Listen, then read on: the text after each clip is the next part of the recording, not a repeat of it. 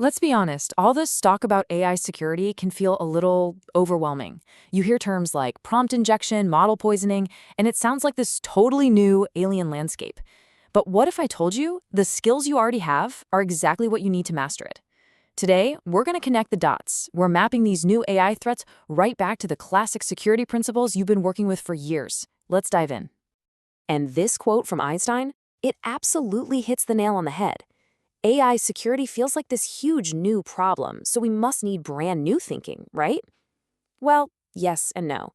See, the key, and this is the whole point of what we're talking about today, is that this new thinking is really just about applying our timeless security fundamentals to a completely new battlefield. We're not throwing out the playbook, we're just learning how to run our plays in a new game. And that right there is our mission today. You hear all these new buzzwords, and it's so easy to feel like you're starting from square one. But the reality is, the core ideas of deception, of exploitation, of defense in depth, that's your home turf. That's familiar territory for any security professional. So today, we're going to draw those lines, connect those dots, and give you a rock-solid framework for tackling this new frontier.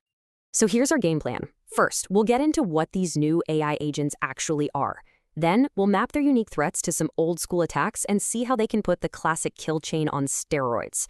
After that, we'll flip over to defense, looking at AI gateways and monitoring, and we'll wrap it all up with what might be the most critical piece of the puzzle, the human mindset. All right, let's kick things off with AI agents. And right out of the gate, we need to be crystal clear about something. Go ahead and forget these simple, stateless chatbots you played around with. We're talking about something else entirely, something way more powerful and way more autonomous. So what exactly is an AI agent?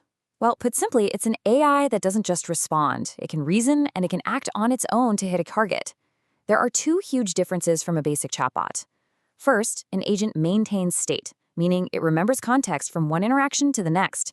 And second, it can take a huge complex goal and break it down into a series of smaller, manageable tasks. That ability to plan and remember, it's a total game changer. And here is a look at how they operate, inside what's called an agent loop. It all starts with a goal. Then the planner module breaks that goal down. Memory gives it context from past actions. The executor cooks up a step-by-step battle plan. And finally, the action step actually does stuff in the real world using tools like APIs and scripts to get the job done. It's an incredibly powerful cycle. But here's the catch. Every single one of those steps is a potential new attack surface. Okay, so now we know what these agents are capable of. Let's get to the heart of it. Mapping these shiny new AI risks to the threats we already know and, well, don't love. You're about to see that the names might have changed, but the underlying game is exactly the same. And this is where it all just clicks into place. It's amazing how perfectly these new threats mapped old tricks. You've got prompt injection. That's just social engineering, but your target is an AI. You're just tricking it with clever language. Insecure output handling. That is classic command injection. You're just letting the AI's response run code you shouldn't trust. And a model supply chain attack? Come on, that's a Trojan horse. Plain and simple. So, what's the really big deal here?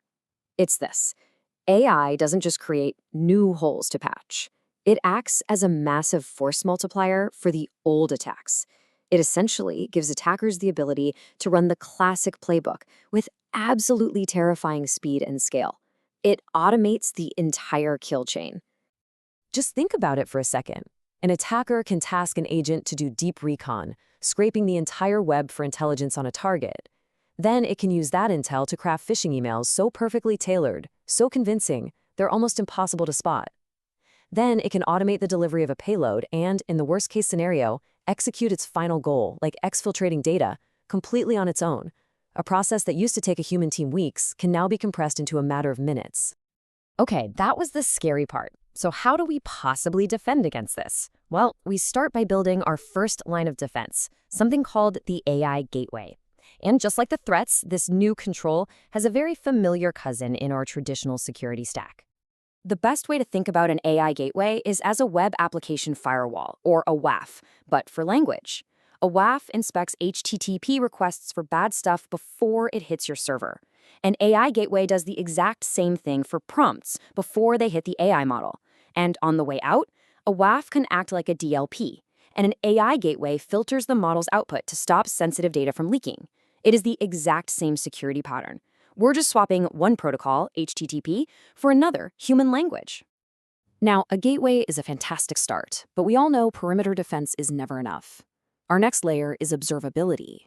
You know the old security saying, you cannot secure what you cannot see, and it has never been more true.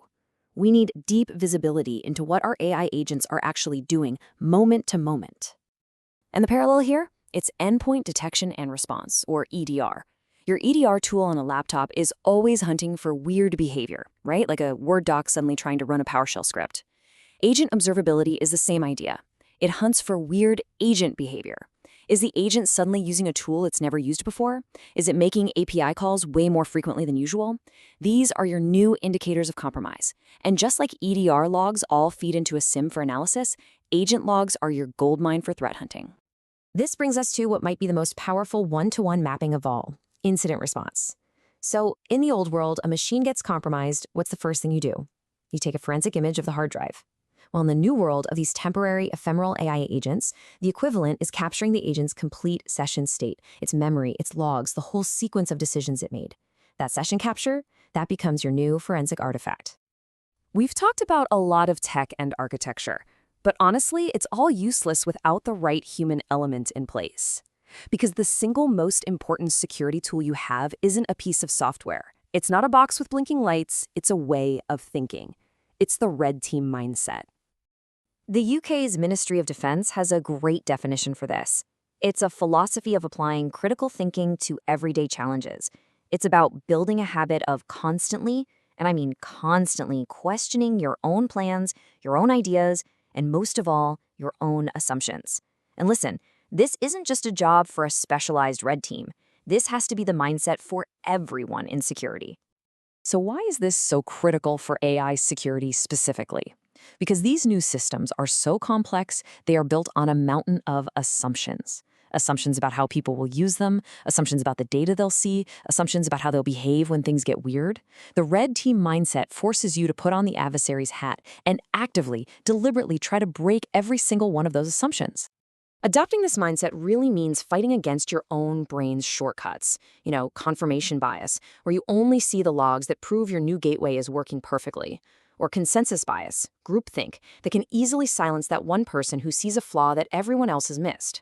But the most dangerous one here is normalcy bias. That's that little voice in your head that says, well, an attack like that has never happened before, so it probably won't.